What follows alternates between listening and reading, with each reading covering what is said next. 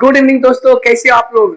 मैं वापस आ गया एपी के अगले पार्ट के लिए, जिसका नाम है जनरल टर्म ऑफ एपी। तो आपका स्वागत है हमारे यूट्यूब चैनल आरके स्कोर में। और आज हम एपी के जो टॉपिक मैंने पढ़ाया था पिछले क्लास में, आज उसको मैं थोड़ा आगे लेके चलूंगा। शुरुआत होगी जनरल टर्म ऑफ एपी से, और बहुत ध्यान से देखना, आंख खोल कर देखना क्या है sir general term of AP. थोड़ा सा रिवाइज करते हैं।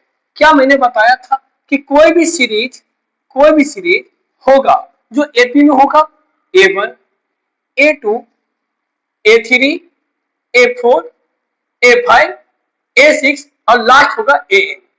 That means this is called the first term, second term, third term, fourth, fifth, six और लास्ट टर्म। तो एपी का सबसे लास्ट टर्म होता है, उसे nth टर्म बोलते हैं। क्या बोलते हैं? nth term. अब इसका जो जनरल फॉर्म है कि A1 को डिनोट किससे करेंगे, A2 को डिनोट किससे करेंगे, उसी के लिए मैं जनरल टर्म निकालने वाला हूं। और यहीं से टॉपिक और क्वेश्चन का डील भी होना शुरू होता है। तो स्टार्ट करते हैं बेटा। सबसे पहले एक फॉर्मूला आता है जिसको बोलते हैं बेटा nth टर्म जिसको बोलते हैं बेटा an। an बराबर a प्लस अच्छे से लिखता हूं, a plus n minus one into D, and that your formula. ये फॉर्मूला पे ही आपका बहुत सारे मैथ बनेंगे। सो हमें करना क्या है, हमें निकालना है जनरल टर्म। मतलब इस n, ये जो n होगा कोई नेचुरल नंबर होगा। स्टार्ट जीरो से नहीं करेंगे, 1 2 3 4 5 6 ऐसा कुछ शुरू करते हैं। जब हम शुरू करने की कोशिश करेंगे तो क्या होगा जो देखते हैं। n बराबर पुट करने जा रहा हूं मैं कि n बराबर 1 2 3 4 5 ऐसा सो ऑन। हम ज्यादा दूर जा नहीं सकते, बहुत दूर जाएंगे तो 5 6 ऐसे आप निकाल लोगे। मैं आपको 3 तक निकालूंगा, मैं गारंटी लेता हूँ आप 100 तक का बता सकते हो, उससे ज्यादा भी बता सकते हो। तो स्टार्ट करते हैं। फॉर्मूला मेरे पास है कि A1, और फॉर्मूला है क्या, चलो पहले फॉर्मूले से शुरू करते हैं। AN बराबर होता है A plus n minus one into D. अब इस n की वैल्यू मैं 1 रख रहा हूँ, 1 रखो तो होगा A1। तो क्या होगा A plus 1 minus one into D. क्या निकल के आएगा 1 माइनस वन, 0 इंटू डी, 0 होता है और यहाँ बचेगा क्या A।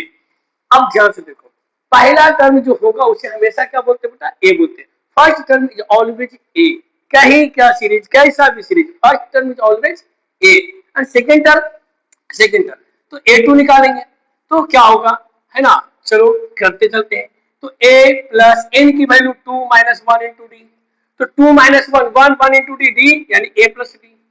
अगेन A3 आएगा बेटा, A3 निकालेंगे तो A plus 3 minus one into D, तो आएगा A प्लस 2D। कैसे आ रहा आपको दिखाई दे रहा होगा, समझ भी आ रहा होगा। A4 A plus 4 minus one into D, तो आएगा A प्लस 3D। मतलब साफ था क्या, साफ है कि अगर मुझे चौथे टर्म चाहिए, फोर्थ टर्म चाहिए, तो डी को 3 से मल्टीप्लाई करना होगा। अगर मुझे 3 टर्म चाहिए तो डी को 2 से मल्टीप्लाई करना पड़ेगा। और अगर मुझे सेकेंड टर्म चाहिए तो डी को 1 से मल्टीप्लाई करना पड़ेगा। और अगर मुझे फर्स्ट टर्म चाहिए तो डी को 0 से मल्टीप्लाई करना पड़ेगा। इससे हम क्या सीखे, हमें क्या लगा कि अब A4 तक मैंने निकाला, अब बेटा A5 तुम खुद बताओ क्या होगा, जल्दी बताओ, मैं सुन रहा हूँ। ऐसा मत सोचना कि मैं नहीं सुनता, सुन रहा हूँ। बोलो A5 क्या होगा। हाँ डायरेक्ट क्या होगा बेटा, A प्लस 4D। बहुत अच्छा। A6 क्या होगा बेटा, A6 हाँ A प्लस 5D। कहानी समझ में आया।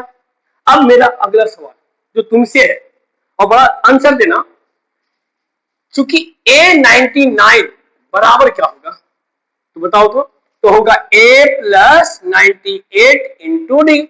सर 18205 क्या होगा सर, तो sir A plus 204 into D. समझ में आया बेटा कुछ। And that is called the general term of AP. तो जनरल टर्म ऑफ एपी को लिख लेते हैं, है क्या 9। अगर उसको अरेंज करके लिखने की कोशिश करेंगे तो पहला टर्म A, फिर A plus D, A plus 2D, A plus 3D, ऐसा ये बढ़ते जाएगा बेटा। और यही हमारा होगा general term of AP. General term of AP. कहानी समझ में आया। अब ध्यान से सुनना, मैं कुछ बात कर रहा हूं। जब मुझे एपी चाहिए तो दो चीज चाहिए। एक पहला तो कॉमन डिफरेंस, मैंने कल बताया था, पिछले लेक्चर में मैंने दिया था कि कॉमन डिफरेंस अगर इक्वल है तो वो टर्म्स जो होंगे वो एपी के होंगे। जब तक कॉमन डिफरेंस इक्वल होगा मैं आगे की बात नहीं करूंगा। तो अब जो बात करूंगा कि सर मान के चलो मुझसे पूछा गया है 1 2 3 और डॉट डॉट डॉट। बताइए कि 200 पोजीशन पे 200 टर्म पे कौन सा नंबर आएगा, ठीक है, कौन सा नहीं आएगा। बहुत तरीके होते हैं बेटा, ध्यान सुनिए।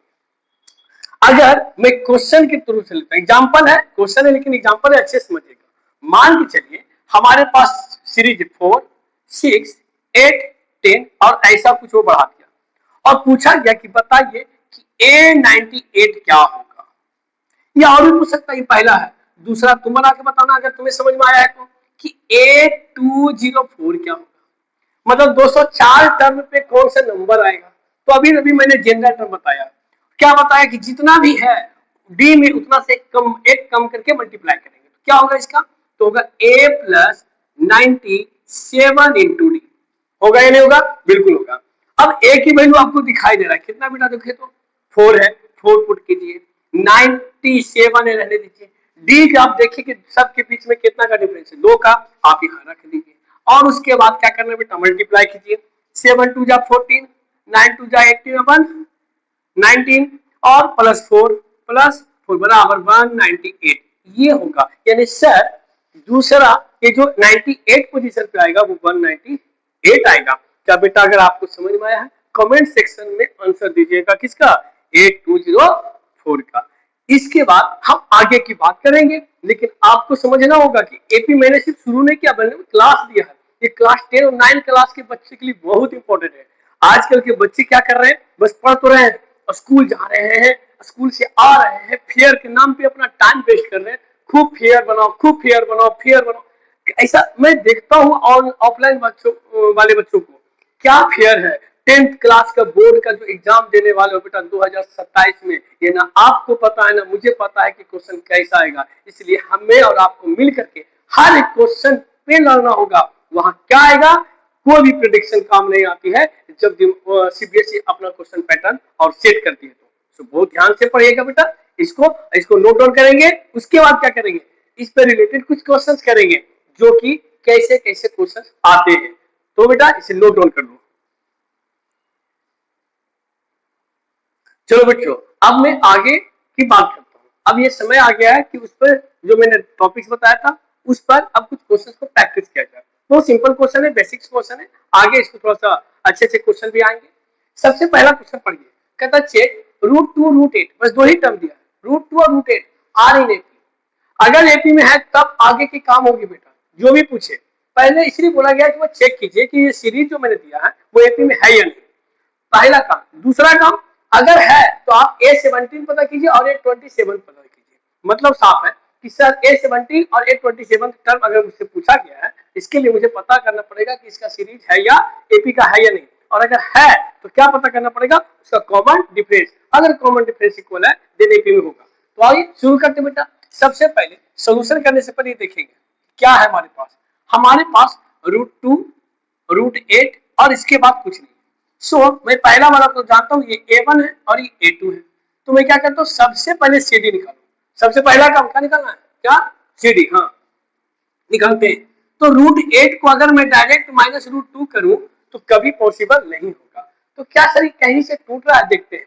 √8 को अगर मैं लिख दूं 2√2 तो क्या काम चलेगा, चलेगा ना। आप क्लास 9 में पढ़े होंगे 2√2 को ही ना 8 बोलते हैं बेटा। फिर क्या होगा, -√2 बराबर, जरा देखो यहाँ पर कितना आ गया, √2 आया।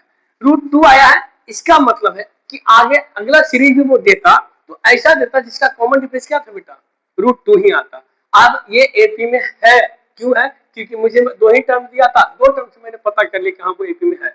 अब बात आएगी आपके पास क्वेश्चन है सर दो ही टर्म से कैसे पता चल जाए, हो सका पहला और सेकंड टर्म दोनों का सेम हो जाए और अगले का कुछ और हो जाए। बेटा मगर मेरा ये एक्सपीरियंस ये कहता है कि क्वेश्चन √2 के √8 के अलावे और भी कुछ ऐसा हो सकता है। जैसे अगर मैं 2√2 ले लूं और √2 को माइनस कर रहा हूँ तो 4√2, अगर मैं 3√2 को भी 2√2 से माइनस करूं तो क्या होगा। जैसे 3√2 होता क्या है, 3√3 सॉरी देखो 3√2 का स्क्वायर करो बेटा क्या आएगा, तो 3 का स्क्वायर, यहाँ पर 9 9 टू 18, तो बेटा टर्म और अगर हम आपके लिए लेते हैं तो 18 हो जाएगा।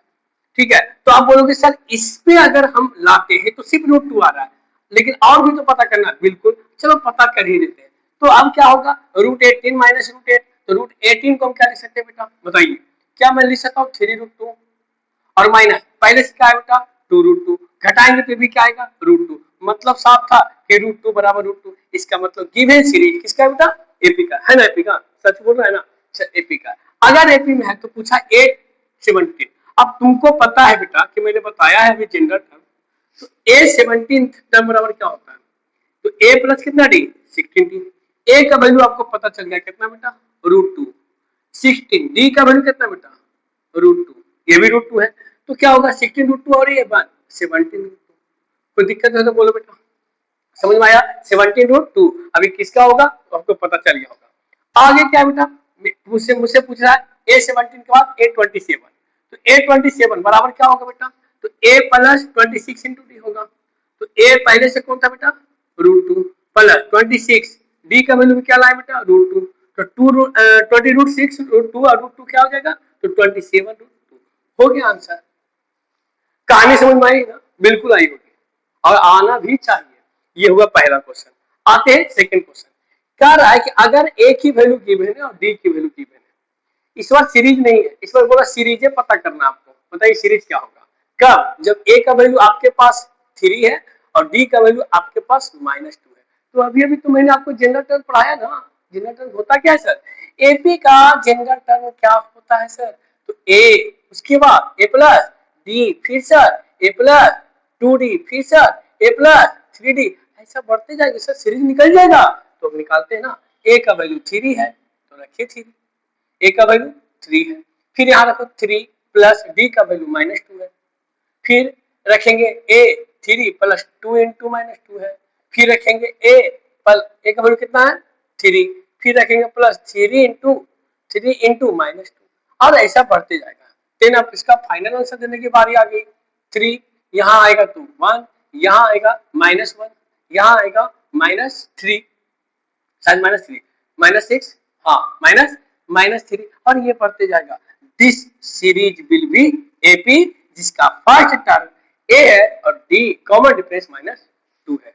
कहानी समझ में आया बेटा, तो आया है तो जल्दी से कलम लो कॉपी निकालो इसे नोट करो, लेक्चर देखने की चीज नहीं होती है, समझिए नोट कीजिए। मैं आपको बस 3 सेकंड का टाइम दे रहा हूँ, स्क्रीनशॉट लो और नोट करो।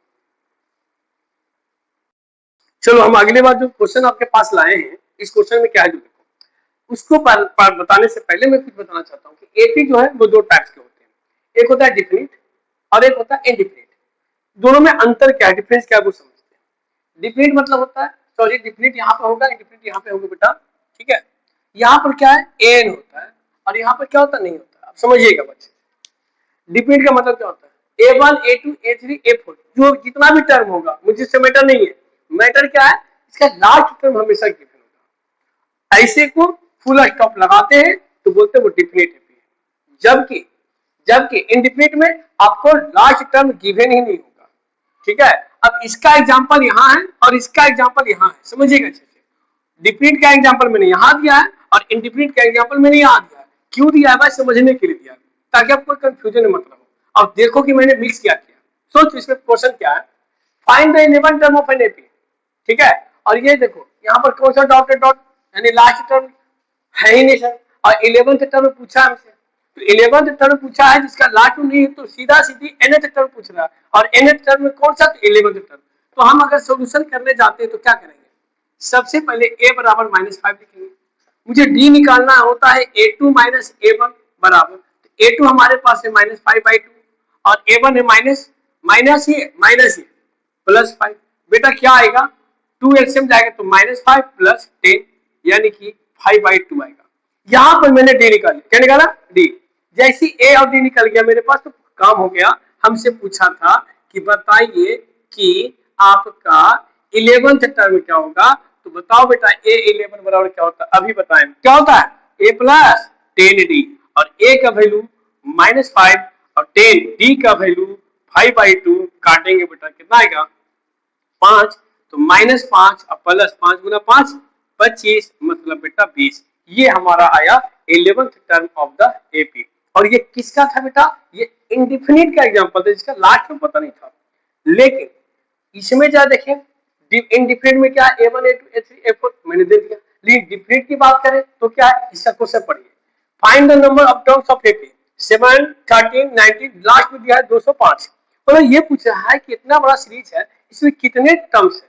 तो ऐसे केस में अगर नंबर ऑफ टर्म्स पूछा जाता है तो ध्यान रखिएगा उस केस में हमसे n की वैल्यू पूछा जाता है। और क्योंकि लास्ट वैल्यू को ही हम nth टर्म बोलते हैं, यानी n बराबर बोलते हैं, तो हमें n का वैल्यू गिवन है। तो इस केस में क्या गिवन है मेरे पास, देखिए पूरा लिख डालिए। a का वैल्यू मेरे पास पता ही है कि 7 है, d का वैल्यू 13 माइनस 7 6 हो जाएगा, और ये जो वैल्यू है वो n है। अच्छा, इस n को क्या करते हैं, l भी करते हैं बेटा, l भी बोलते हैं, लास्ट टर्म को l भी बोलते हैं। तो n बराबर क्या गया 205। नाउ हमसे पूछा गया था नंबर ऑफ टर्म्स, तो हम लिखेंगे an बराबर a plus n minus 1 into D. n का वैल्यू 205 है, बराबर a का वैल्यू कितना है 7, n एज इट इज रहने देंगे, d का वैल्यू क्या है 6, 7 को उधर ले जाएंगे बेटा क्या आएगा 205 माइनस 7 बराबर n माइनस 1 इंटू 6 आएगा ना। 15 में से 7 जाएगा, क्या बचेगा बेटा 8 बचेगा, क्या बचेगा 8। 15 में से 7 जाएगा 8 बचेगा, यहाँ 205 में यहाँ 9 बचेगा, यहाँ क्या बचेगा बेटा 1, 198 आ गया बेटा। 198 इक्वल टू है हमारे पास n minus 1 into 6, then n minus 1 बराबर 198 अपॉन 6। काट दे बेटा इसको, जल्दी से कट कुट करो, 6 3 जा 18, 6 3 जा 18, फिर 6 3 जा 18, और n बराबर 33 प्लस 1 मतलब n बराबर 34। टोटल नंबर ऑफ टर्म्स 34 है बेटा। तो कंफ्यूजन होने की जरूरत नहीं है, कंफ्यूज मत होइएगा। क्वेश्चन है, क्वेश्चन को पढ़ेंगे, उसके बाद उसको बनाएंगे और अच्छे से बनाएंगे, ठीक है, ताकि मेरे को ऐसा ना लगे ये कि हम जो बता रहे वो आप नहीं समझ रहे, और आपको ऐसा ना लगे कि जो हम पढ़ रहे हैं वो नहीं समझ पा रहे।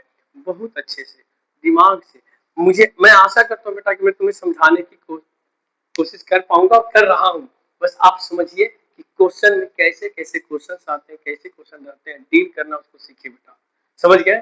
तो आज का इस वीडियो में मैंने जो सिखाया है उसको कंटिन्यू जारी रखेंगे। आज का जो वीडियो था यहीं तक मैं इसको लास्ट करता हूँ। आगे आप लोग ध्यान रखें। ढेर सारा प्यार के लिए बहुत बहुत शुक्रिया, धन्यवाद।